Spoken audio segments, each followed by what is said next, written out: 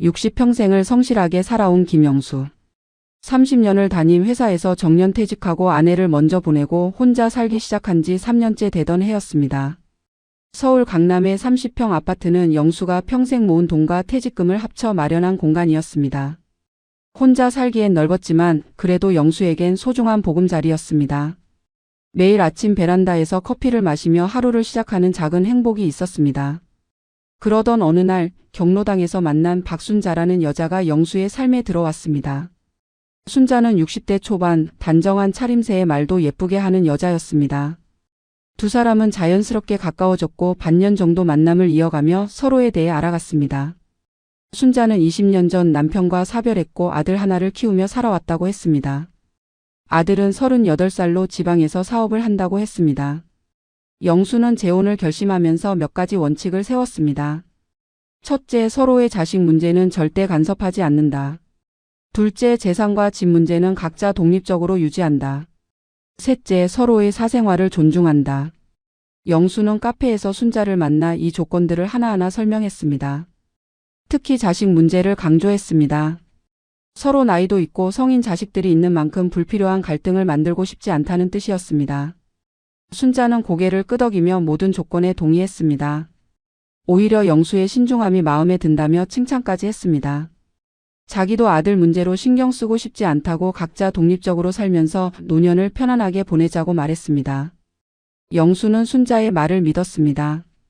그 눈빛이, 그 태도가, 그 말투가 전부 진심처럼 보였기 때문입니다. 재혼식은 조촐하게 치렀습니다.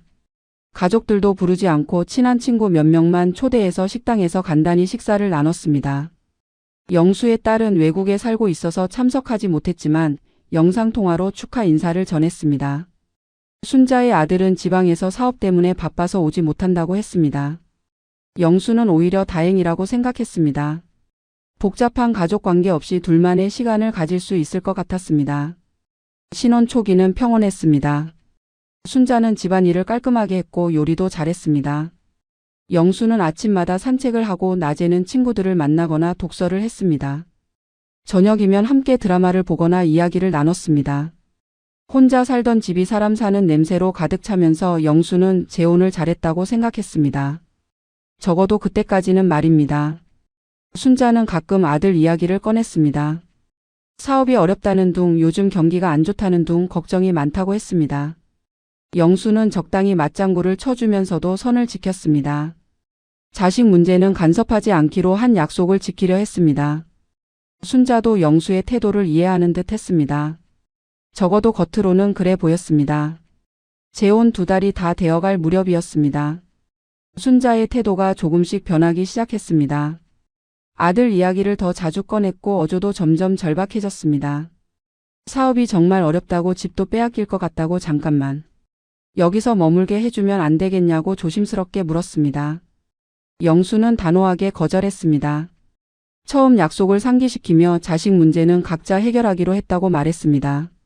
하지만 순자는 포기하지 않았습니다. 매일같이 아들 이야기를 하며 영수의 마음을 흔들려 했습니다.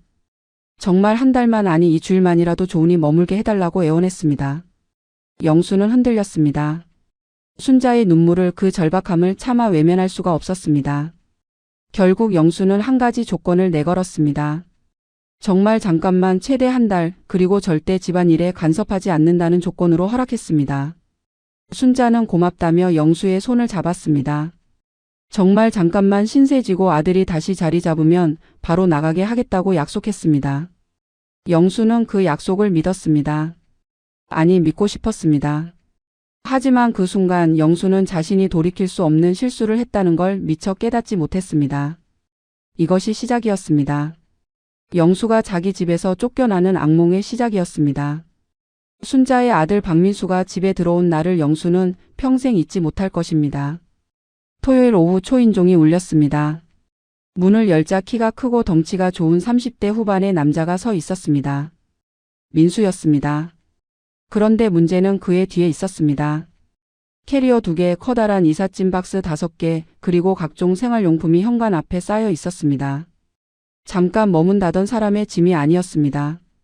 영수는 당황했습니다. 순자에게 눈빛으로 항의했지만 순자는 눈을 피하며 얼른 아들을 안으로 들였습니다. 민수는 영수에게 간단히 인사를 했습니다. 목소리는 낮고 무뚝뚝했습니다. 감사하다거나 미안하다는 말은 없었습니다. 그저 형식적인 인사 한마디뿐이었습니다. 영수는 불쾌함을 느꼈지만 순자의 손전 때문에 참았습니다. 짐을 들여놓는 과정은 더 가관이었습니다. 민수는 거실 한쪽을 완전히 점령했습니다. 박스들을 거실 구석에 쌓아놓고 캐리어는 소파 옆에 세워뒀습니다. 영수가 조심스럽게 물었습니다. 이게 다 필요한 물건이냐고. 잠깐 있을 거면서 왜 이렇게 많은 짐을 가져왔냐고 말입니다. 민수는 대충 대답했습니다. 사업 정리하면서 챙길 게 많았다고. 어차피 금방 나갈 거니까 신경 쓰지 말라고 했습니다. 그날 저녁 식사는 어색했습니다.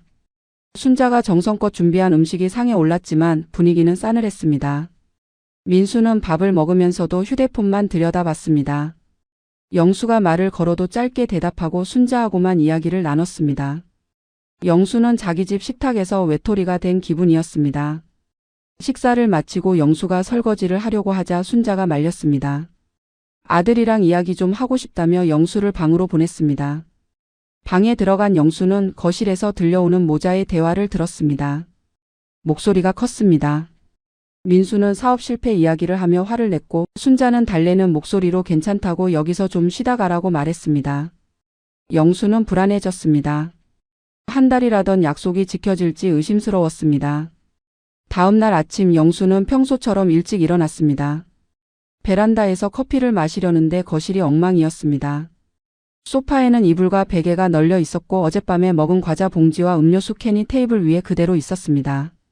민수는 아직 자고 있었습니다.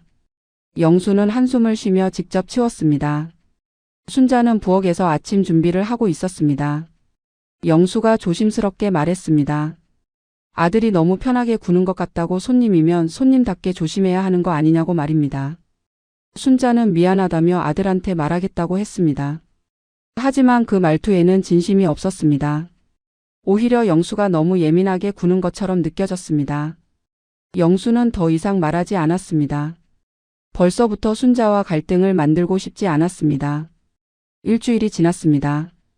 민수는 집에 완전히 정착한 듯 했습니다. 매일 아침 늦게 일어나서 거실을 차지했고 하루 종일 휴대폰을 보거나 컴퓨터로 뭔가를 했습니다. 취업 준비를 한다고 했지만 영수가 보기엔 그냥 놀고 있는 것 같았습니다. 민수는 영수와 눈도 잘 마주치지 않았습니다. 영수가 거실에 나가면 슬쩍 자리를 피하거나 아니면 이어폰을 끼고 자기 세계에 빠져 있었습니다. 더 큰 문제는 생활 습관이었습니다. 민수는 밤늦게까지 깨어 있었습니다. 거실에서 영화를 보거나 게임을 했습니다. 볼륨을 크게 틀어서 영수의 방까지 소리가 들렸습니다. 영수는 참다 못해 순자에게 말했습니다. 밤에는 조용히 하라고. 아들한테 좀 말해달라고 부탁했습니다. 순자는 알겠다고 했지만 달라지는 건 없었습니다.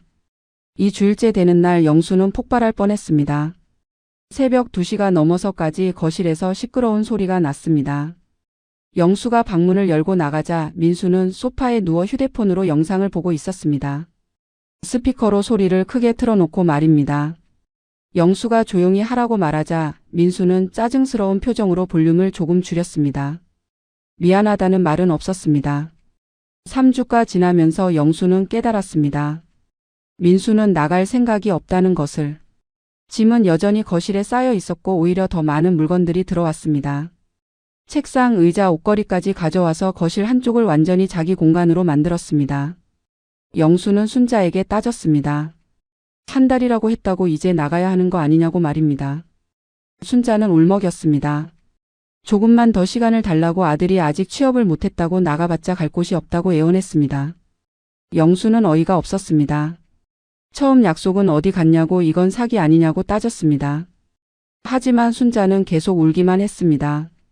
영수는 결국 한 달만 더 기다려주기로 했습니다. 마지막 기회라고 못을 박으면서 말입니다. 하지만 영수는 알고 있었습니다. 이건 시작일 뿐이라는 것을. 더 큰 지옥이 기다리고 있다는 것을 말입니다. 한 달은 또 금방 지나갔습니다. 민수는 여전히 거실을 차지하고 있었고 이제는 아예 그곳을 자기 방처럼 사용했습니다. 거실 한쪽 벽에는 자신의 옷을 걸어두는 옷걸이가 세워져 있었고 테이블 위에는 노트북과 각종 서류들이 어지럽게 널려 있었습니다. 소파는 침대가 되었고 TV는 민수 전용 스크린이 되었습니다. 영수의 일상은 완전히 무너졌습니다. 예전에는 아침마다 거실에서 뉴스를 보며 커피를 마셨는데 이제는 그럴 수가 없었습니다. 민수가 늦게까지 자고 있었기 때문입니다. 영수가 조심조심 거실로 나가도 민수는 짜증스러운 얼굴로 뒤척이며 소음을 내지 말라는 눈빛을 보냈습니다. 영수는 자기 집에서 눈치를 보게 되었습니다. 저녁 시간은 더 심각했습니다. 영수가 퇴근 후 집에 들어와 TV를 보려고 하면 민수는 이미 리모컨을 쥐고 있었습니다. 영수가 뉴스를 보고 싶다고 하면 민수는 자기가 보던 예능 프로그램을 끝까지 봐야 한다며 채널을 내주지 않았습니다. 순자는 옆에서 중재하는 척하면서도 결국 아들 편을 들었습니다. 조금만 양보하라고 나이 든 사람이 이해해야 한다고 영수를 설득했습니다. 영수는 분노가 치밀었습니다. 자기 집에서 자기가 왜 양보를 해야 하는지 이해할 수 없었습니다. 하지만 순자 앞에서 크게 싸우기도 싫었고 더 큰 갈등을 만들고 싶지 않아서 참았습니다. 영수는 자기 방으로 들어가 작은 노트북으로 뉴스를 봤습니다. 자기 집 거실에 있는 큰 TV를 두고 말입니다. 어느 날 저녁 영수는 회사 동료들과 저녁 약속이 있었습니다. 술을 몇 잔 마시고 밤 11시쯤 집에 돌아왔습니다. 평소보다 조금 늦은 시간이었지만 그렇다고 새벽도 아니었습니다. 영수는 조심스럽게 현관문을 열고 들어갔습니다. 불을 켜지 않고 조용히 신발을 벗고 있는데 거실에서 민수의 목소리가 들렸습니다. 민수는 짜증스러운 어조로 말했습니다. 이 시간에 들어오면서 왜 이렇게 시끄럽게 하냐고 자고 있는 사람 생각은 안 하냐고 따졌습니다. 영수는 어이가 없었습니다. 11시가 늦은 시간도 아니고 더군다나 자기 집인데 들어오는 시간을 눈치 봐야 한다는 게 말이 되냐고 반박했습니다. 민수는 코웃음을 쳤습니다. 같이 사는 이상 서로 배려해야 하는 거 아니냐고 나이 먹은 사람이 그것도 모르냐고 비꼬았습니다. 영수는 폭발하기 직전이었습니다. 하지만 순자가 황급히 나와서 영수를 진정시켰습니다. 조용히 좀 하자고 이웃들 다 듣는다고 말리며 영수를 방으로 데려갔습니다. 영수는 방문을 쾅 닫으며 침대에 주저앉았습니다. 자기 집에서 들어오는 시간까지 눈치를 봐야 한다니 이게 말이 되는 상황인가 싶었습니다. 다음 날부터 영수는 늦게 들어올 때마다 조심하게 되었습니다. 신발을 벗을 때도 방문을 닫을 때도 물소리를 낼 때도 최대한 조용히 했습니다. 자기 집에서 손님처럼 행동하는 자신이 한심했습니다. 하지만 매일 밤 갈등을 만들 자신도 없었습니다. 순자는 영수에게 고맙다며 손을 잡았지만 그 손길이 영수에겐 차갑게만 느껴졌습니다. 주말이었습니다. 영수는 친구들을 집으로 초대하고 싶었습니다. 오랜만에 만나서 화투도 치고 이야기도 나누고 싶었습니다. 순자에게 미리 말했습니다. 토요일 오후에 친구 3명이 온다고 저녁까지 있다 갈 거라고 알렸습니다. 순자는 알겠다고 했지만 표정이 밝지 않았습니다. 토요일 오후 친구들이 왔습니다. 영수는 오랜만에 웃으며 친구들을 맞이했습니다. 거실에 모여 앉아 이야기를 나누는데 민수가 방에서 나왔습니다. 인사도 없이 냉장고를 열어 음료를 꺼내 마시더니 불쾌한 표정으로 다시 자기 공간으로 돌아갔습니다. 친구들은 어색한 표정을 지었습니다. 영수는 창피했습니다. 저녁 식사 시간이 되었습니다. 순자가 음식을 준비했고 친구들과 함께 식사를 하려는 순간이었습니다. 민수가 또 나타났습니다. 이번에는 노골적으로 불편한 기색을 드러냈습니다. 자기는 언제 밥을 먹냐고 손님들 때문에 자기가 불편하다고 순자에게 투덜댔습니다. 순자는 황급히 민수를 달래며 먼저 밥을 차려줬습니다. 친구들은 일찍 자리를 떴습니다. 분위기가 너무 어색했기 때문입니다. 영수는 친구들을 배웅하며 미안하다고 사과했습니다. 친구들은 괜찮다고 했지만 표정에는 동정이 가득했습니다. 영수는 그날 이후 다시는 친구들을 집으로 초대하지 않았습니다. 자기 집이 더 이상 자기 공간이 아니라는 걸 인정할 수밖에 없었습니다. 민수의 집에는 점점 더 노골적이 되었습니다. 거실 온도도 민수 마음대로 조절했습니다. 영수가 덥다고 하면 민수는 자기는 춥다며 히터를 켰고 영수가 춥다고 하면 민수는 답답하다며 창문을 열었습니다. 거실의 모든 것이 민수 중심으로 돌아갔습니다. 영수는 자기 집에서 완전히 밀려난 기분이었습니다. 이제 거실은 민수의 영역이었고 영수는 그저 방에 갇혀 지내는 쌔빵살이 신세가 되어버렸습니다. 석 달째 되던 어느 날이었습니다. 영수는 평소처럼 출근했습니다. 파트타임으로 일하는 곳이 있어서 일주일에 사흘 정도 나가고 있었습니다. 그날은 오후 5시쯤 집에 돌아왔습니다.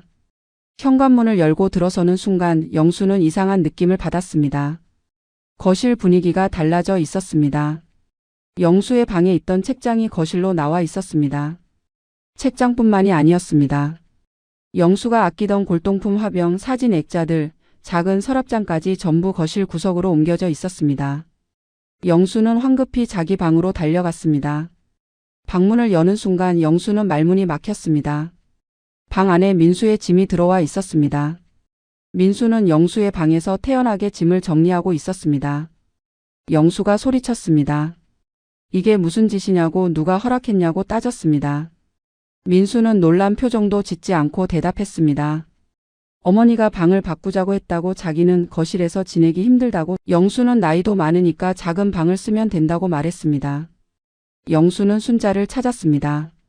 순자는 부엌에서 저녁 준비를 하고 있었습니다. 영수가 다그쳤습니다. 이게 무슨 상황이냐고, 왜 자기 방을 아들한테 내줘야 하냐고 소리쳤습니다.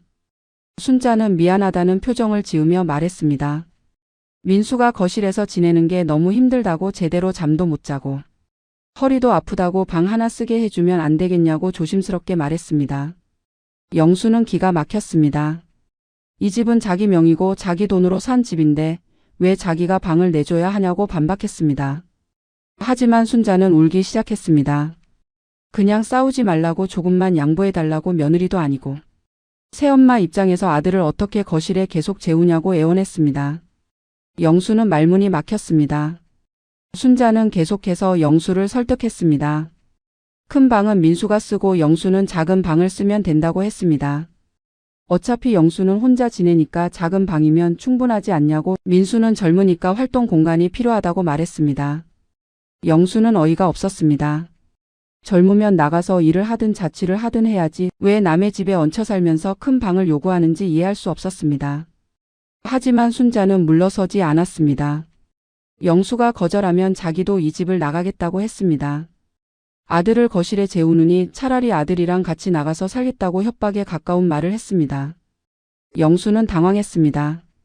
재혼한 지 몇 달도 안 됐는데 벌써 이혼 이야기까지 나오는 상황이 황당했습니다. 결국 영수는 한 발 물러섰습니다. 조건을 내걸었습니다. 석 달 안에 민수가 집을 나가면 방을 바꿔주겠다고 말했습니다. 순자는 고맙다며 영수를 껴안았습니다. 하지만 그 포옹이 영수에게는 족쇄처럼 느껴졌습니다. 영수는 그날 밤 자기 짐을 싸서 작은 방으로 옮겼습니다. 10평도 안 되는 작은 방이었습니다. 창문도 작고 옷장도 없었습니다. 영수는 30평생 모아온 물건들을 억지로 작은 공간에 구겨 넣었습니다. 책들은 박스에 담아서 쌓아두고 옷들은 임시로 옷걸이에 걸어놨습니다. 민수는 큰 방으로 들어가면서 고맙다는 인사 한마디 없었습니다. 오히려 방이 생각보다 작다고 투덜댔습니다. 영수의 물건들이 아직 다 안 나갔다고 빨리 치워달라고 요구했습니다. 영수는 이를 악물었습니다. 참으려고 했지만 분노가 속에서 끓어올랐습니다. 하지만 순자를 생각해서 더 큰 싸움을 피하기 위해서 입을 다물었습니다. 다음 날부터 영수의 삶은 더욱 비참해졌습니다. 작은 방은 너무 답답했습니다. 아침에 일어나면 온몸이 결렸습니다. 책을 읽으려 해도 공간이 없어서 불편했습니다. 옷장이 없어서 옷들이 구겨지고 물건들을 제대로 정리할 수도 없었습니다. 영수는 자기 집에서 쌔빵살이하는 기분이었습니다. 더 참을 수 없었던 건 민수의 태도였습니다. 민수는 큰 방을 차지하고도 만족하지 못했습니다. 방이 더럽다고, 벽지가 오래됐다고, 조명이 어둡다고 불평했습니다. 순자는 민수의 말에 맞장구를 치며 영수에게 리모델링을 하면 어떻겠냐고 제안했습니다.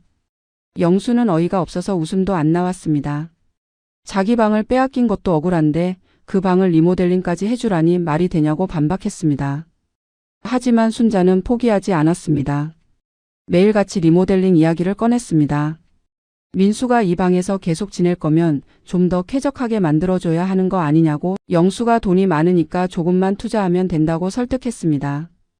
영수는 단호하게 거절했습니다. 절대 안 된다고 이미 반까지 내준 것도 큰 양보인데 더 이상은 못 해준다고 선을 그었습니다. 민수는 영수를 노골적으로 무시하기 시작했습니다.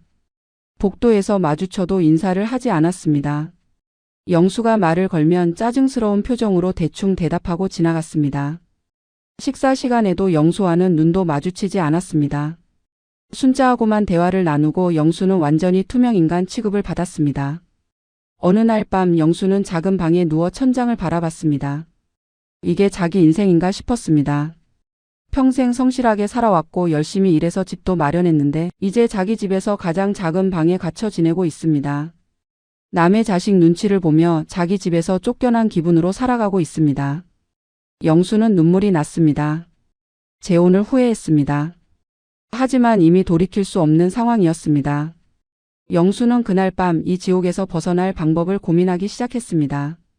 넉 달째 접어들면서 영수는 자기 집에서 완전한 이방인이 되어버렸습니다. 민수와 순자는 마치 원래부터 이 집 주인이었던 것처럼 행동했고 영수는 그저 방세를 안 내는 쌔빵 손님 취급을 받았습니다. 식사 시간만 빼면 거의 대화도 나누지 않았습니다. 순자는 예전처럼 영수에게 다정하지 않았고 민수는 여전히 영수를 무시했습니다. 어느 토요일 저녁이었습니다. 영수는 작은 방에서 책을 읽고 있었는데 거실에서 웃음소리가 들렸습니다. 순자와 민수가 무언가 즐겁게 이야기를 나누고 있었습니다. 영수는 궁금했습니다. 오랜만에 들리는 밝은 웃음소리였습니다. 영수는 슬그머니 방문을 열고 거실로 나갔습니다. 거실에는 순자와 민수가 소파에 나란히 앉아 있었습니다. 테이블 위에는 서류들이 펼쳐져 있었고 노트북 화면에는 뭔가 그래프 같은 게 떠 있었습니다. 영수가 다가가자 두 사람은 동시에 입을 다물었습니다. 웃음소리가 멈췄고 분위기가 싸늘하게 식었습니다. 영수는 어색하게 물었습니다. 무슨 이야기를 하고 있었냐고, 자기도 같이 들을 수 있냐고 말입니다. 민수가 먼저 입을 열었습니다. 차갑고 단호한 목소리였습니다. 이건 자기네 가족 얘기라고, 영수하고는 상관없는 이야기라고 말했습니다. 영수는 당황했습니다. 자기도 가족 아니냐고, 순자의 남편인데 왜 가족 회의에서 제외되느냐고 항의했습니다. 민수는 코웃음을 쳤습니다. 가족이라는 게 그렇게 쉽게 만들어지는 거냐고, 피 한 방울 안 섞인 남인데 무슨 가족이냐고 비웃었습니다. 순자는 아무 말도 하지 않았습니다. 영수를 보지도 않았습니다. 그저 고개를 숙인 채 서류만 들여다봤습니다. 영수는 순자에게 물었습니다. 자기는 남편 아니냐고, 이게 맞는 거냐고 따졌습니다. 순자는 한참을 망설이다가 작게 대답했습니다. 그냥 아들이랑 개인적인 이야기를 하고 있을 뿐이라고, 영수가 굳이 알 필요 없는 내용이라고 말했습니다. 영수는 배신감을 느꼈습니다. 순자가 자기 편이 아니라는 걸 그 순간 확실하게 깨달았습니다. 영수는 더 이상 물어보지 않았습니다. 조용히 자기 방으로 돌아갔습니다. 방문을 닫는 순간 다시 거실에서 웃음소리가 들렸습니다. 마치 영수가 없는 게 더 편한 것처럼 두 사람은 다시 즐겁게 대화를 나눴습니다. 그날 밤 영수는 잠을 이룰 수 없었습니다. 자기가 이 집에서 어떤 존재인지 생각했습니다. 법적으로는 집주인이고 순자의 남편이지만 실제로는 아무것도 아니었습니다. 의사결정에서 배제되고 대화에서 소외되고 가족으로 인정받지 못하는 존재였습니다. 영수는 후회했습니다. 왜 재혼을 했을까? 왜 순자의 말을 믿었을까? 왜 민수를 집에 들였을까? 자책했습니다. 다음 주에도 비슷한 상황이 반복됐습니다. 영수가 거실에 나가면 대화가 멈췄습니다. 순자와 민수는 영수 앞에서는 일상적인 이야기만 했습니다. 날씨 이야기, 뉴스 이야기, 별로 중요하지 않은 이야기들 뿐이었습니다. 하지만 영수가 방으로 들어가면 다시 진지한 대화가 시작됐습니다. 목소리는 낮았지만 중요한 이야기를 나누고 있다는 걸 영수는 알 수 있었습니다. 영수는 의심이 들었습니다. 두 사람이 무슨 계획을 세우고 있는 게 아닐까? 혹시 자기를 쫓아낼 방법을 궁리하는 건 아닐까? 불안했습니다. 영수는 순자를 따로 불러서 물었습니다. 민수하고 무슨 이야기를 그렇게 많이 하냐고, 자기한테 숨기는 게 있냐고 따졌습니다. 순자는 아니라고 부인했습니다. 그냥 아들 일 때문에 상의하는 거라고, 영수가 신경 쓸 일 아니라고 대충 넘어갔습니다. 하지만 영수는 믿을 수 없었습니다. 순자의 눈빛이 예전과 달랐습니다. 따뜻함이 사라지고 차가움만 남았습니다. 영수는 확신했습니다. 순자는 이미 자기를 남편으로 생각하지 않는다는 것을, 그저 집을 제공하는 사람, 돈을 대주는 사람 정도로만 여기고 있다는 것을 말입니다. 어느 날 영수는 우연히 두 사람의 대화를 엿듣게 됐습니다. 화장실을 가려고 방문을 살짝 열었는데 거실에서 민수와 순자의 목소리가 또렷하게 들렸습니다. 민수는 영수를 집에서 내보낼 방법에 대해 이야기하고 있었습니다. 나이도 많고 건강도 안 좋은 것 같으니 요양원에 보내면 어떻겠냐고 제안했습니다. 순자는 망설이는 목소리로 대답했습니다. 그건 너무 심한 거 아니냐고, 아직 건강하신데 어떻게 요양원에 보내냐고 말했습니다. 하지만 민수는 포기하지 않았습니다. 그럼 작은 집을 하나 더 얻어서 영수를 거기로 보내면 되지 않냐고, 어차피 이 집은 크니까 팔아서 작은 집 두 채를 사면 된다고 설득했습니다. 영수는 소름이 돋았습니다. 두 사람은 진짜로 자기를 쫓아낼 계획을 세우고 있었습니다. 자기 명의의 집을 팔아서 자기를 작은 집으로 보내고 자기들은 편하게 살겠다는 계획이었습니다. 영수는 조용히 방으로 돌아왔습니다. 화장실도 가지 않았습니다. 그저 침대에 앉아서 떨고 있었습니다. 그날 밤 영수는 결심했습니다. 더 이상 당하고만 있을 수 없다는 것을. 이대로 가다간 정말로 자기 집에서 쫓겨날 거라는 것을. 영수는 다음 날 아침 일찍 집을 나섰습니다. 변호사 사무실로 향했습니다. 상담을 받기 위해서였습니다. 이 상황에서 자기가 할 수 있는 법적인 조치가 무엇인지 알아보기 위해서였습니다. 영수는 더 이상 참을 수 없었습니다. 반격의 시간이 왔습니다. 변호사 상담을 받고 돌아온 영수는 조금 안도했습니다. 집이 자기 명의라는 사실, 그리고 민수가 무단으로 거주하고 있다는 사실이 법적으로 유리하다는 이야기를 들었습니다. 하지만 순자와의 혼인 관계 때문에 상황이 복잡하다는 설명도 들었습니다. 변호사는 일단 민수에게 퇴거를 요구하고 그래도 나가지 않으면 법적 조치를 취하라고 조언했습니다. 영수는 집에 돌아와서 결심을 굳혔습니다. 더 이상 참지 않기로 했습니다. 저녁 식사 후 영수는 순자와 민수를 거실로 불렀습니다. 중요한 이야기가 있다고 말했습니다. 민수는 짜증스러운 표정으로 소파에 앉았고 순자는 불안한 눈빛으로 영수를 바라봤습니다. 영수는 침착하게 말을 시작했습니다. 이제 민수가 나갈 때가 됐다고, 이미 넉 달이 넘게 지났다고, 처음 약속은 한 달이었다고 상기시켰습니다. 민수는 코웃음을 쳤습니다. 영수는 계속 말했습니다. 이 집은 자기 명의고 자기 돈으로 산 집이라고, 민수는 법적으로 아무 권리가 없다고 분명히 했습니다. 그러니 이번 주 안에 짐을 싸서 나가달라고 요구했습니다. 민수는 웃으며 대답했습니다. 나가라고 해서 나갈 것 같냐고, 자기는 갈 곳이 없다고, 어머니가 여기 계신데 어떻게 나가냐고 반박했습니다. 영수는 참고 또 말했습니다. 그건 영수의 문제가 아니라고, 민수가 알아서 해결해야 할 문제라고, 더 이상 이 집에 있을 수 없다고 단호하게 말했습니다. 그때 민수가 결정타를 날렸습니다. 비웃는 표정으로 영수를 바라보며 말했습니다. 어머니랑 결혼했으면 각오하셨어야죠 라고 말했습니다. 패키지로 온 거라고, 어머니 혼자 오는 줄 알았냐고, 자기도 딸려온다는 걸 알아야 했다고 조롱했습니다. 영수는 말문이 막혔습니다. 이런 뻔뻔함을 처음 봤습니다. 민수는 계속해서 독설을 쏟아냈습니다.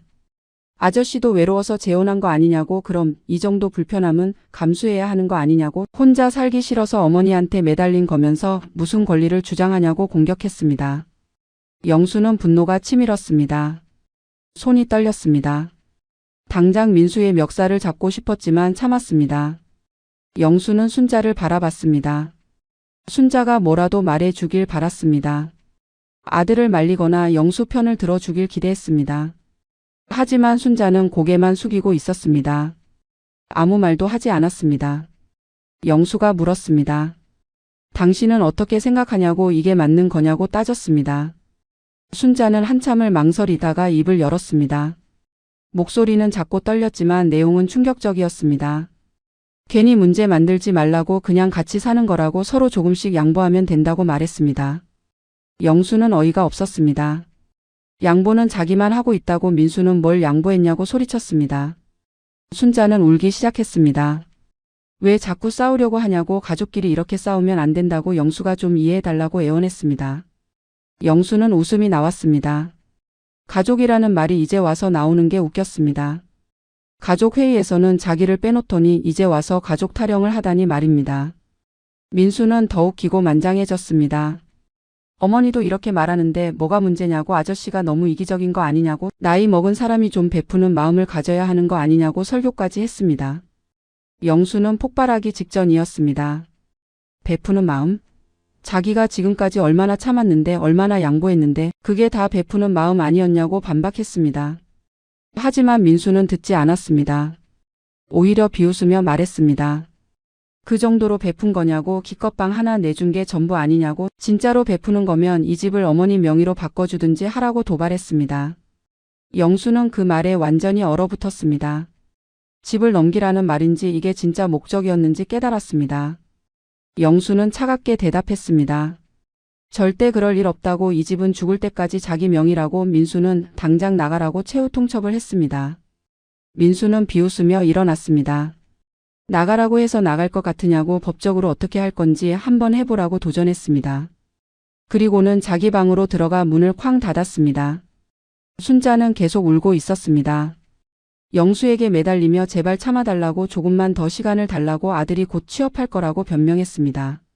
하지만 영수는 더 이상 듣지 않았습니다. 순자의 손을 뿌리치고 자기 방으로 들어갔습니다. 그날 밤 영수는 다시 변호사에게 전화를 걸었습니다. 본격적으로 법적 조치를 시작하겠다고 말했습니다. 이제 영수의 반격이 시작되는 순간이었습니다. 그로부터 사흘 후 영수는 우편물 하나를 받았습니다. 주민센터에서 온 통지서였습니다. 봉투를 뜯는 순간 영수는 현기증을 느꼈습니다. 박민수가 이 주소지로 전입신고를 완료했다는 내용이었습니다. 신고 날짜를 보니 일주일 전이었습니다. 영수가 나가라고 요구하기 바로 전날이었습니다. 영수는 당장 주민센터에 전화를 걸었습니다. 어떻게 집주인 동의도 없이 전입신고가 가능하냐고 따졌습니다. 담당 공무원은 침착하게 설명했습니다. 배우자의 주소지로 전입신고를 하는 경우 그 자녀도 함께 신고할 수 있다고, 순자가 동의했다면 법적으로 문제없다고 답했습니다. 영수는 기가 막혔습니다. 순자가 영수 몰래 민수의 전입신고를 도왔다는 뜻이었습니다. 영수는 순자를 찾았습니다. 통지서를 들이밀며 소리쳤습니다. 왜 자기 허락도 없이 민수를 전입시켰냐고 따졌습니다. 순자는 당황한 표정을 지었습니다. 하지만 곧 태도를 바꿨습니다. 별거 아니라고, 그냥 형식적인 절차일 뿐이라고. 영수는 믿을 수가 없었습니다. 전입신고가 얼마나 중요한 건지 순자가 모를 리 없었습니다. 민수는 이제 법적으로 이 집의 거주자가 되었습니다. 쫓아내기가 훨씬 어려워진 것입니다. 영수는 순자에게 당장 전입 말소를 하라고 요구했습니다. 순자는 거절했습니다. 이미 신고한 걸 왜 취소하냐고, 아들이 주소지가 필요하다고, 취업 준비할 때 주소가 있어야 한다고 변명했습니다. 영수는 화가 머리끝까지 났습니다. 이건 명백한 배신이었습니다. 영수 몰래 민수를 법적으로 이 집에 눌러앉게 만든 것입니다. 민수는 자기 방에서 나와 웃으며 말했습니다. 이제 자기도 이 집 사람이라고, 법적으로 인정받은 거주자라고 당당하게 선언했습니다. 영수는 떨리는 목소리로 대답했습니다. 집주인은 자기라고, 명의가 자기 이름이라고, 전입신고는 아무 의미 없다고 반박했습니다. 하지만 민수는 비웃었습니다. 법은 거주자를 보호한다고 함부로 쫓아내려다간 불법이 될 거라고 협박했습니다. 영수는 그날 즉시 변호사에게 연락했습니다. 상황을 설명하고 어떻게 해야 하는지 물었습니다. 변호사는 심각하게 받아들였습니다. 전입신고가 되어 있으면 퇴거 절차가 복잡해진다고, 하지만 불가능한 건 아니라고 설명했습니다. 집주인의 동의 없이 이루어진 거주이고 임대차 계약도 없으니 법적으로 퇴거 요구를 할 수 있다고 조언했습니다. 영수는 변호사의 도움을 받아 내용 증명을 준비하기 시작했습니다. 민수에게 공식적으로 퇴거를 요구하는 문서였습니다. 더 이상 대화로 해결할 수 없다는 걸 깨달았습니다. 법적인 절차를 밟아야만 이 상황에서 벗어날 수 있었습니다. 영수는 밤새 서류를 검토하고 변호사와 통화하며 계획을 세웠습니다. 다음 날 영수는 순자에게 마지막으로 기회를 줬습니다. 민수를 설득해서 일주일 안에 나가게 하면 법적 조치를 취하지 않겠다고 말했습니다. 하지만 순자는 오히려 화를 냈습니다. 왜 자꾸 아들을 쫓아내려 하냐고, 이렇게까지 할 거면 이혼하자고 극단적인 말을 꺼냈습니다. 영수는 답답했습니다. 순자는 영수보다 아들을 선택했습니다. 완전하고 명확하게 말입니다. 영수는 더 이상 기대하지 않았습니다. 순자에게 말했습니다. 원하는 대로 하라고 하지만 민수는 반드시 이 집에서 나가게 만들 거라고 선언했습니다. 순자는 울면서 영수를 원망했습니다. 어떻게 이럴 수 있냐고 재혼할 때 서로 의지하며 살자고 했던 약속은 어디 갔냐고 따졌습니다. 영수는 차갑게 웃었습니다. 그 약속을 먼저 깬 건 순자라고, 자식 문제는 간섭하지 않기로 했던 약속을 먼저 배신한 건 순자라고 상기시켰습니다. 그날 밤 영수는 집안 분위기가 얼어붙은 걸 느꼈습니다. 순자는 영수와 말도 하지 않았고 민수는 더욱 당당하게 집안을 활보했습니다. 마치 자기가 진짜 집주인이라도 된 것처럼 행동했습니다. TV 리모컨을 독차지하고 냉장고를 마음대로 열고 큰 소리로 전화 통화를 했습니다. 영수는 이 모든 걸 지켜보며 이를 악물었습니다. 며칠 후 내용 증명이 발송됐습니다. 민수에게 정식으로 퇴거를 요구하는 법적 문서였습니다. 사유는 명확했습니다. 집주인의 동의 없는 무단 거주, 전입신고 무효 요청, 한 달 이내 퇴거 요구였습니다. 내용 증명이 도착한 날 집안은 난리가 났습니다. 민수는 서류를 집어던지며 소리쳤습니다. 이게 뭐냐고, 감히 자기한테 이런 걸 보내냐고 욕설을 퍼부었습니다. 순자는 영수에게 매달렸습니다. 제발 취소해달라고, 아들을 이렇게 모욕하지 말라고 울며 애원했습니다. 하지만 영수는 단호했습니다. 이미 시작된 일이라고, 민수가 나가지 않으면 법원까지 갈 거라고 선언했습니다. 순자는 주저앉아 울었습니다. 민수는 영수를 노려보며 협박했습니다. 이렇게 나오면 후회할 거라고, 가만두지 않겠다고 으름장을 놓았습니다. 영수는 두렵지 않았습니다. 이제 공식적으로 싸울 수 있는 무기가 생긴 것입니다. 법이 자기 편이라는 확신이 있었습니다. 집은 자기 명의고 민수는 무단 거주자였습니다. 아무리 전입신고를 했어도 집주인의 동의 없이는 의미가 없었습니다. 영수는 변호사의 말을 믿었습니다. 조금만 더 버티면 승리할 수 있다고 말입니다. 하지만 민수는 쉽게 물러서지 않았습니다. 오히려 더 공격적으로 나왔습니다. 집안 곳곳에 자기 물건을 더 많이 들여놨습니다. 마치 이 집이 자기 것이라는 걸 증명하려는 듯 했습니다. 영수는 참았습니다. 어차피 곧 끝날 일이라고 생각했습니다. 그런데 일주일 후 놀라운 일이 벌어졌습니다. 민수가 영수의 작은 방 앞에 자기 짐을 쌓아두기 시작한 것입니다. 영수가 소리쳤습니다. 이게 무슨 짓이냐고, 당장 치우라고 명령했습니다. 민수는 비웃으며 대답했습니다. 공간이 부족해서 어쩔 수 없다고, 아저씨는 어차피 방에만 있으니까 괜찮을 거라고 도발했습니다. 영수는 폭발할 뻔했습니다. 하지만 참았습니다. 변호사가 말했습니다. 민수의 모든 행동을 기록하라고, 증거를 모으라고 조언했습니다. 영수는 휴대폰으로 사진을 찍었습니다. 복도를 막고 있는 짐들, 거실을 점령한 민수의 물건들, 전부 증거가 될 것들이었습니다. 영수는 차분하게 증거를 수집했습니다. 법정에서 이길 준비를 했습니다. 이 전쟁은 이제 시작일 뿐이었습니다. 내용 증명을 보낸 지 2주일이 지났습니다. 민수는 여전히 집을 떠날 생각이 없었습니다. 오히려 더 뻔뻔해졌습니다. 어느 날 아침 민수는 영수를 거실로 불러냈습니다. 중요한 이야기가 있다며 소파에 앉으라고 했습니다. 영수는 불안한 예감이 들었지만 거실로 나갔습니다. 민수와 순자가 나란히 앉아 있었습니다. 민수가 입을 열었습니다. 태도는 당당했고 목소리는 차갑게 가라앉아 있었습니다. 민수는 말했습니다. 이제 서로 솔직하게 이야기하자고, 이 상황이 누구에게도 좋지 않다고 말문을 열었습니다. 영수는 민수의 말을 듣기로 했습니다. 무슨 소리를 하려는지 궁금했습니다. 민수는 계속했습니다. 아저씨도 연세가 있으시잖아냐고, 혼자 이 큰 집에서 사는 게 부담스럽지 않냐고 물었습니다. 영수는 어이가 없었습니다. 자기 집 크기를 왜 민수가 걱정하는지 이해할 수 없었습니다. 민수는 본론으로 들어갔습니다.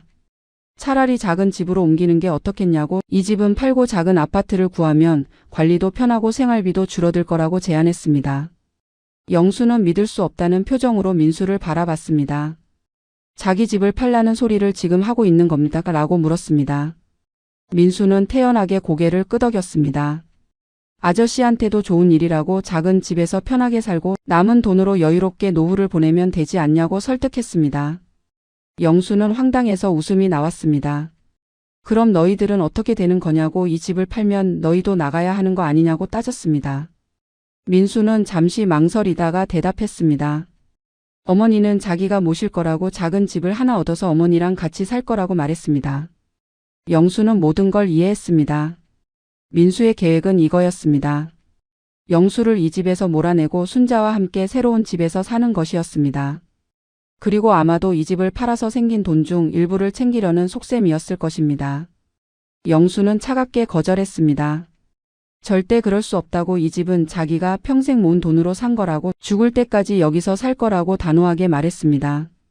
민수는 표정이 굳었습니다. 그럼 어머니는 어떻게 하실 건데요? 라고 물었습니다. 어머니를 혼자 두고 아저씨 혼자 큰 집에서 살 거냐고 그게 부부가 할 짓이냐고 비난했습니다. 영수는 어이없었습니다. 순자와 헤어질 생각은 없다고 순자는 여기서 자기랑 같이 살면 된다고 나가야 할 사람은 민수뿐이라고 분명히 했습니다. 순자가 입을 열었습니다. 목소리는 떨렸지만 내용은 충격적이었습니다. 순자는 말했습니다. 아들 없이는 못 산다고 아들을 쫓아내면 자기도 따라 나갈 거라고 협박했습니다. 영수는 배신감에 온몸이 떨렸습니다. 이게 진짜 순자의 마음이었습니다. 남편보다 아들이 중요했고 영수는 그저 집과 돈을 제공하는 존재일 뿐이었습니다. 영수는 조용히 물었습니다. 정말 그런 거냐고 아들 아니면 나를 선택하라면 아들을 선택하는 거냐고 확인했습니다. 순자는 눈물을 흘리며 고개를 끄덕였습니다. 미안하다고 하지만 아들은 자기 피부치라고 아들 없이는 살 수 없다고 울먹였습니다. 영수는 씁쓸하게 웃었습니다. 그럼 나가라고 아들이랑 같이 나가라고 차갑게 말했습니다. 민수가 벌떡 일어났습니다. 화가 난 표정으로 영수를 노려봤습니다.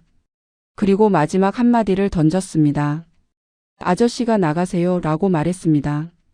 이 집에 어울리지 않는 사람은 아저씨라고 나이만 많지. 생각은 어린애 같다고 차라리 혼자 작은 집에서 외롭게 사는 게 어울린다고 모욕했습니다. 영수는 주먹을 불끈 쥐었습니다. 하지만 때리지는 않았습니다. 대신 차갑게 대답했습니다.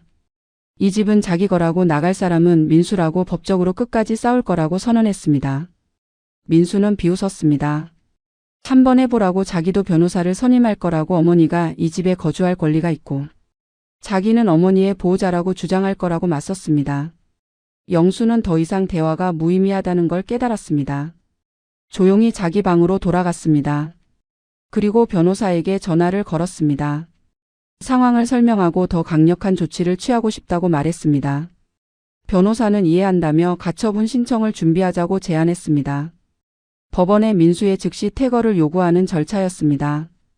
다음 날부터 영수는 본격적으로 법적 대응을 준비했습니다. 변호사와 매일 만나고 서류를 준비하고 증거를 정리했습니다. 민수의 무단 거주 사실, 집주인의 동의 없이 이루어진 전입신고, 협박과 모욕적인 발언들 전부 기록했습니다. 영수는 녹음도 시작했습니다. 민수와의 대화를 몰래 녹음해서 증거로 제출할 계획이었습니다. 집안 분위기는 최악이었습니다. 순자는 영수와 완전히 등을 돌렸습니다. 밥도 따로 차려주지 않았고 말도 하지 않았습니다. 영수는 혼자 간단히 식사를 해결했습니다. 민수는 더욱 거만해졌습니다. 영수가 거실에 나가면 큰 소리로 웃으며 친구들과 통화를 했습니다. 영수를 무시하고 조롱하는 내용이었습니다. 영수는 전부 녹음했습니다. 2주일 후 가처분 신청이 법원에 접수됐습니다. 민수에게 통지서가 날아갔습니다. 법원에 출석하라는 명령이었습니다. 민수는 당황한 기색을 보였습니다. 처음으로 영수가 진짜로 법적 조치를 취한다는 걸 실감한 것입니다. 민수는 부랴부랴 변호사를 알아봤습니다. 하지만 비용이 만만치 않았고 승소 가능성도 낮다는 이야기를 들었습니다. 영수는 조용히 준비를 이어갔습니다. 법정에서 이기기 위해 모든 증거를 완벽하게 정리했습니다. 사진, 녹음, 문자 메시지, 내용 증명, 전입신고, 무효 요청서 모든 것이 영수에게 유리했습니다. 변호사는 자신했습니다. 이 정도면 충분히 이길 수 있다고 민수는 반드시 나가게 될 거라고 확신했습니다. 영수는 그 말을 믿으며 법정 날짜를 기다렸습니다. 드디어 반격의 날이 다가오고 있었습니다. 법정 날짜가 잡혔습니다. 선임한 변호사와 매일 만나며 대응을 준비했지만 표정은 밝지 않았습니다. 순자는 불안한 듯 매일 기도를 했습니다. 영수는 차분했습니다. 준비는 완벽했고 승사는 충분했습니다. 변호사도 자신했습니다. 이 정도 증거면 일방적인 승리라고 장담했습니다. 법정 첫날 영수는 정장을 차려입고 법원에 갔습니다. 민수와 순자도 나타났습니다. 민수는 어색한 정장 차림이었고 순자는 한복을 입고 있었습니다. 재판장에 들어서는 순간 영수는 긴장했습니다. 하지만 곧 마음을 가라앉혔습니다. 정의는 자기 편이라고 믿었습니다. 재판은 시작됐습니다. 영수의 변호사가 먼저 입장을 밝혔습니다. 민수는 집주인의 동의 없이 무단으로 거주하고 있으며 전입신고도 불법적으로 이루어졌다고 주장했습니다. 증거 서류를 제출했습니다. 집등기부등본, 재혼계약서, 민수와의 대화 녹음, 사진 자료들이 차례로 제시됐습니다. 판사는 서류들을 꼼꼼히 검토했습니다. 민수의 변호사가 반박했습니다. 민수는 어머니와 함께 거주하고 있을 뿐이라고, 배우자의 자녀가 함께 사는 것은 자연스러운 일이라고 주장했습니다. 또한 영수가 처음에 한 달 동안 머물러도 좋다고 허락했다는 점을 강조했습니다. 영수의 변호사는 즉시 반박했습니다. 한 달이라는 기한을 명확히 정했고 이미 5달이 넘게 지났다고 지적했습니다. 판사가 민수에게 물었습니다. 언제 이 집을 떠날 계획이냐고, 왜 아직도 머물고 있냐고 질문했습니다. 민수는 더듬거리며 대답했습니다. 취업 준비 중이라고, 일자리를 구하면 바로 나갈 거라고 변명했습니다. 판사는 다시 물었습니다. 지금까지 무엇을 했냐고, 5달 동안 취업 준비를 했다면 결과가 있어야 하는 거 아니냐고 따졌습니다. 민수는 대답하지 못했습니다. 영수의 변호사가 추가 증거를 제출했습니다. 민수가 영수에게 집을 팔라고 요구했던 대화 녹음이었습니다. 재생되는 녹음 파일에서 민수의 목소리가 또렷하게 들렸습니다. 아저씨도 연세가 있으니 작은 집으로 옮기라는 말, 이 집은 팔아서 정리하는 게 좋겠다는 말, 전부 녹음되어 있었습니다. 판사는 심각한 표정을 지었습니다. 민수의 변호사는 당황했습니다. 변명을 시도했습니다. 그건 그저 제안이었을 뿐이라고, 강요한 게 아니라고 주장했습니다. 하지만 영수의 변호사는 추가 녹음을 제출했습니다. 민수가 영수에게 나가라고 말했던 부분, 어울리지 않는다고 모욕했던 부분, 전부 명확하게 기록되어 있었습니다. 법정은 조용했습니다. 판사가 순자에게 물었습니다. 당신의 입장은 무엇이냐고, 남편과 아들 사이에서 누구 편이냐고 질문했습니다. 순자는 울먹이며 대답했습니다. 아들이 가였다고, 갈 곳이 없다고, 제발 조금만 더 시간을 달라고 애원했습니다. 판사는 고개를 저었습니다. 이건 동정의 문제가 아니라 법의 문제라고, 집주인의 권리를 침해하고 있다고 지적했습니다. 재판은 2시간 정도 진행됐습니다. 영수는 모든 질문에 명확하게 대답했습니다. 민수는 제대로 대답하지 못했습니다. 결국 판사는 판결을 유보하고 이 주일 후 최종 판결을 내리겠다고 선언했습니다. 영수는 법정을 나오며 안도했습니다. 변호사는 잘했다며 격려했습니다. 승소가 거의 확실하다고 말했습니다. 하지만 집으로 돌아온 영수를 기다린 건 더 큰 지옥이었습니다. 민수는 완전히 이성을 잃은 듯 했습니다. 영수가 집에 들어서자마자 욕설을 퍼부었습니다. 어떻게 감히 자기를 법정에 세우냐고, 나이 먹은 노인이 체면도 없냐고 소리쳤습니다. 영수는 무시하고 자기 방으로 가려 했습니다. 하지만 민수는 영수를 막아섰습니다. 민수는 협박했습니다. 법원에서 이기면 뭐하냐고, 자기는 절대 안 나간다고, 억지로 쫓아내려면 큰일 날 거라고 으름장을 놓았습니다. 영수는 차갑게 대답했습니다.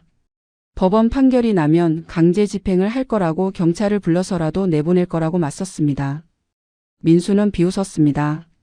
그럼 어머니도 같이 쫓아낼 거냐고, 그럼 이혼이라고 협박했습니다. 영수는 이미 각오가 되어 있었습니다. 조용히 말했습니다. 이혼도 상관없다고, 이미 순자는 자기 아내가 아니라고, 아들만 챙기는 여자와는 더 이상 살 수 없다고 선언했습니다. 순자는 충격받은 표정으로 영수를 바라봤습니다. 하지만 영수는 돌아보지 않았습니다. 방으로 들어가 문을 잠갔습니다. 그날 밤 집안은 아수라장이 됐습니다. 민수는 거실에서 물건들을 집어던지며 난동을 부렸습니다. 순자는 울면서 아들을 말렸지만 소용없었습니다. 영수는 방 안에서 모든 소리를 들었습니다. 하지만 나가지 않았습니다. 경찰을 불러야 하나 고민했지만 조금만 더 참기로 했습니다. 곧 판결이 날 테니까요. 이 주일은 길게 느껴졌습니다. 집안 분위기는 최악이었습니다. 민수는 영수를 볼 때마다 살기등등한 눈빛을 보냈습니다. 순자는 영수에게 매달렸습니다. 제발 소송을 취하해달라고, 아들을 용서해달라고 무릎까지 꿇으며 애원했습니다. 하지만 영수는 단호했습니다. 이미 돌이킬 수 없는 강을 건넜다고 끝까지 갈 거라고 선언했습니다. 민수는 마지막 발악을 했습니다. 영수의 물건들을 건드리기 시작했습니다. 작은 방에 있던 영수의 책들을 거실에 쌓아놨고 영수가 아끼던 골동품을 함부로 다뤘습니다. 영수가 항의하자 민수는 비웃었습니다. 곧 이 집에서 나가야 할 사람은 영수라고, 미리 짐 싸는 연습이라도 하라고 조롱했습니다. 영수는 참았습니다. 모든 것을 사진으로 찍고 기록했습니다. 드디어 판결 날이 왔습니다. 영수는 다시 법정에 섰습니다. 민수와 순자도 긴장한 표정으로 자리에 앉았습니다. 판사가 입장했고 법정은 숙연해졌습니다. 판사는 서류를 정리하며 입을 열었습니다. 이 사건을 면밀히 검토했다고 명확한 판단을 내리겠다고 말했습니다. 판사의 판결문이 낭독됐습니다. 핵심은 간단했습니다. 민수의 거주는 집주인인 영수의 명시적 동의를 받지 않은 무단 거주로 판단한다. 한 달이라는 기한을 명확히 정했음에도 불구하고 5달 이상 거주한 것은 계약 위반이다. 전입신고는 집주인의 동의 없이 이루어진 것으로 무효이며 즉시 말소되어야 한다. 민수는 이 판결문이 송달된 날로부터 2주일 이내에 해당 주소지에서 퇴거해야 한다. 법정은 조용했습니다. 민수는 얼굴이 하얗게 질렸습니다. 순자는 주저앉아 울기 시작했습니다. 영수는 안도의 한숨을 쉬었습니다. 드디어 끝이 보였습니다. 변호사는 영수의 어깨를 두드리며 축하했습니다. 완벽한 승리라고, 이제 합법적으로 민수를 내보낼 수 있다고 말했습니다. 법정을 나서는 영수를 민수가 막아섰습니다. 떨리는 목소리로 말했습니다. 이게 끝이 아니라고, 항소할 거라고, 끝까지 싸우겠다고 위협했습니다. 영수의 변호사가 끼어들었습니다.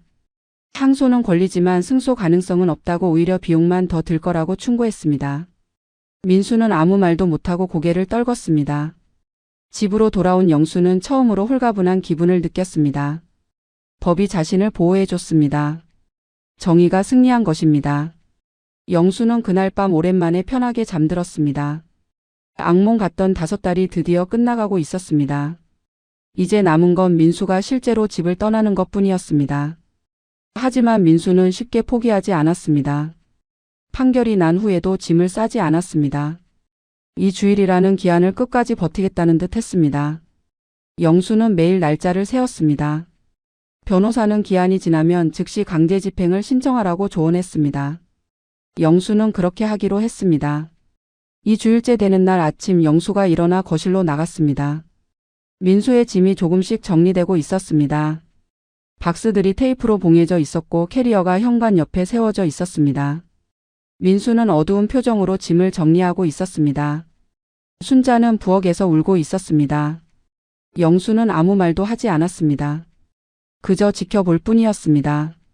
민수가 짐을 싸는 모습을, 순자가 우는 모습을 냉정하게 바라봤습니다. 동정심은 들지 않았습니다. 오히려 당연한 결과라고 생각했습니다. 자기 집에서 자기가 당한 모욕과 고통을 생각하면 이 정도는 아무것도 아니었습니다. 마지막 날이 왔습니다.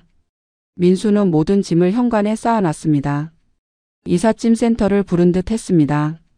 순자는 영수에게 마지막으로 매달렸습니다. 제발 아들을 용서해달라고, 한 번만 더 기회를 달라고 애원했습니다. 하지만 영수는 고개를 저었습니다. 이미 여러 번 기회를 줬다고, 더 이상은 없다고 단호하게 말했습니다. 이삿짐 트럭이 도착했습니다. 작업자들이 민수의 짐을 하나씩 실어 날랐습니다. 민수는 마지막까지 영수를 노려봤습니다. 하지만 아무 말도 하지 않았습니다. 모든 짐이 실리고 민수가 현관문을 나서는 순간이었습니다. 영수는 조용히 말했습니다.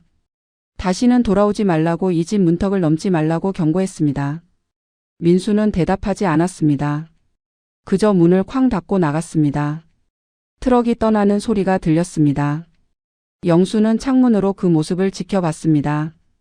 트럭이 시야에서 완전히 사라질 때까지 말입니다. 그리고 나서야 영수는 깊은 한숨을 쉬었습니다. 드디어 끝났습니다. 지옥 같던 5달이 완전히 끝난 것입니다. 민수가 떠난 후 집은 텅 비었습니다. 거실에 쌓여있던 박스들, 소파를 차지하고 있던 이불들, 테이블 위에 널려있던 민수의 물건들 전부 사라졌습니다. 영수는 천천히 거실을 걸어 다녔습니다. 오랜만에 자기 집 같은 느낌이 들었습니다. 공기도 더 맑게 느껴졌고 공간도 더 넓어 보였습니다. 순자는 며칠 동안 방에만 틀어박혀 있었습니다. 밥도 제대로 먹지 않고 말도 하지 않았습니다. 영수는 내버려 뒀습니다. 순자가 스스로 결정할 시간을 주기로 했습니다. 아들을 따라갈 것인지 아니면 이 집에 남을 것인지 말입니다. 영수는 어떤 선택을 해도 상관없다고 생각했습니다. 일주일 후 순자가 영수를 찾아왔습니다. 눈이 퉁퉁 부어 있었습니다. 순자는 말했습니다. 미안하다고, 자기가 잘못했다고, 영수를 배신한 것 같아서 괴롭다고 고백했습니다. 영수는 차갑게 대답했습니다. 미안하다는 말로 다 해결되는 건 아니라고, 이미 신뢰는 깨졌다고 말했습니다. 순자는 울며 물었습니다. 그럼 어떻게 하면 되냐고, 용서받을 수 있는 방법이 있냐고 애원했습니다. 영수는 한참을 생각하다가 대답했습니다. 용서는 시간이 필요하다고, 지금 당장은 어렵다고 하지만 순자가 진심으로 반성하고 변한다면 생각해 보겠다고 말했습니다. 순자는 고개를 끄덕였습니다. 하지만 며칠 후 순자는 다시 아들 이야기를 꺼냈습니다. 민수가 어렵게 지내고 있다고, 고시원에서 힘들게 산다고, 안쓰럽다고 말했습니다. 영수는 단호하게 선을 그었습니다. 아들 문제는 더 이상 언급하지 말라고, 그 이야기만 나오면 대화를 중단하겠다고 경고했습니다. 순자는 입을 다물었지만 표정은 불만스러웠습니다. 영수는 깨달았습니다. 순자는 변하지 않을 거라고, 아들을 포기하지 못할 거라고 확신했습니다. 영수는 결심했습니다. 이혼하기로 말입니다. 더 이상 이 관계를 이어갈 이유가 없었습니다. 신뢰도 없고 사랑도 없고 그저 법적인 혼인 관계만 남아 있을 뿐이었습니다. 영수는 순자에게 조용히 말했습니다. 이혼하자고, 이제 각자의 길을 가자고 제안했습니다. 순자는 충격받은 표정을 지었습니다. 울면서 매달렸습니다. 제발 한 번만 더 기회를 달라고, 정말로 잘하겠다고, 아들 이야기는 다시 안 하겠다고 약속했습니다. 하지만 영수는 고개를 저었습니다. 이미 여러 번 기회를 줬다고, 더 이상은 믿을 수 없다고 단호하게 말했습니다. 순자는 결국 항복했습니다. 이혼 서류에 서명했습니다. 울면서 떨리는 손으로 자기 이름을 썼습니다. 영수는 감정 없이 그 모습을 지켜봤습니다. 동정심도 미안함도 들지 않았습니다. 그저 이 모든 게 빨리 끝나기를 바랄 뿐이었습니다. 이혼이 성립됐습니다. 순자는 일주일 안에 집을 나가기로 했습니다. 영수는 위자료도 재산 분할도 요구하지 않았습니다. 그저 깨끗하게 정리하고 싶었습니다. 순자는 소에게 이사 비용만 받고 집을 떠났습니다. 마지막 날 순자는 영수에게 말했습니다. 자기도 피해자라고, 아들 때문에 이렇게 됐다고, 영수가 좀 더 이해해줬으면 이렇게까지 안 됐을 거라고 원망했습니다. 영수는 웃었습니다. 쓸쓸한 웃음이었습니다. 순자는 끝까지 자기 잘못을 인정하지 않았습니다. 끝까지 아들을 감싸고 영수를 탓했습니다. 영수는 더 이상 말하지 않았습니다. 그저 문을 열어주고 순자가 떠나는 모습을 지켜봤습니다. 택시가 와서 순자를 태워갔습니다. 영수는 문을 닫았습니다. 집은 다시 텅 비었습니다. 하지만 이번에는 달랐습니다. 진짜로 영수만의 공간이 된 것입니다. 영수는 천천히 집 안을 걸어 다녔습니다. 거실, 부엌, 베란다 모든 공간이 자기 것이었습니다. 더 이상 눈치 볼 사람도 간섭받을 일도 없었습니다. 영수는 소파에 앉아 깊은 한숨을 쉬었습니다. 다음 날부터 영수는 집을 정리하기 시작했습니다. 민수와 순자의 흔적을 지웠습니다. 벽에 붙어있던 사진들, 옷장에 남아있던 옷 몇 벌, 부엌에 있던 그릇들 전부 버렸습니다. 영수는 새로운 가구를 들였습니다. 거실에 새 소파를 놓고 베란다에 화분을 배치했습니다. 집이 조금씩 살아나는 느낌이었습니다. 친구들이 놀러 왔습니다. 오랜만에 집에 사람들을 초대한 것입니다. 친구들은 영수를 격려했습니다. 잘한 결정이라고, 이제 편하게 살라고 위로했습니다. 영수는 친구들과 웃으며 이야기를 나눴습니다. 오랜만에 느끼는 평화로움이었습니다. 자기 집에서, 자기 공간에서 자기가 원하는 사람들과 시간을 보내는 행복이었습니다. 몇 달이 지났습니다. 영수는 완전히 일상을 되찾았습니다. 아침에 일어나 베란다에서 커피를 마시고 친구들을 만나고 저녁에는 좋아하는 드라마를 보며 시간을 보냈습니다. 혼자 사는 게 외롭지 않냐는 친구의 질문에 영수는 웃으며 대답했습니다. 혼자가 훨씬 낫다고 잘못된 사람과 함께 사는 것보다 혼자 사는 게 100배, 1000배 행복하다고 말했습니다. 어느 날 영수는 우연히 민수를 마주쳤습니다. 동네 마트에서였습니다. 민수는 초라한 모습이었습니다. 옷도 낡았고 얼굴도 수척했습니다. 민수는 영수를 보고 눈을 피했습니다. 영수는 그냥 지나쳤습니다. 인사도 말도 걸지 않았습니다. 더 이상 아무 감정도 느껴지지 않았습니다. 그저 남이었습니다. 완전한 남이었습니다. 집으로 돌아온 영수는 소파에 앉아 창밖을 바라봤습니다. 햇살이 따뜻하게 들어왔습니다. 영수는 생각했습니다. 이 모든 경험이 교훈이 되었다고, 사람을 함부로 믿어서는 안 된다는 걸 배웠다고, 특히 재혼은 정말 신중하게 해야 한다는 걸 깨달았다고 말입니다. 영수는 다시 재혼할 생각이 없었습니다. 혼자 사는 게 가장 편했습니다. 자기 집에서 자기 규칙대로 자기 마음대로 사는 삶이 최고였습니다. 더 이상 누군가의 눈치를 보지 않아도 되고 누군가의 자식 때문에 고통받지 않아도 되는 삶이 행복했습니다. 영수는 평범하고 행복한 하루를 시작했습니다. 자기 집에서 자기 방식대로 자기 인생을 살아가며 말입니다. 이것이 영수가 얻은 진짜 승리였습니다. 집을 되찾은 것도 중요했지만 더 중요한 건 자기 인생을 되찾은 것이었습니다. 그리고 영수는 그 인생을 소중히 지키며 살아갈 것입니다. 끝까지.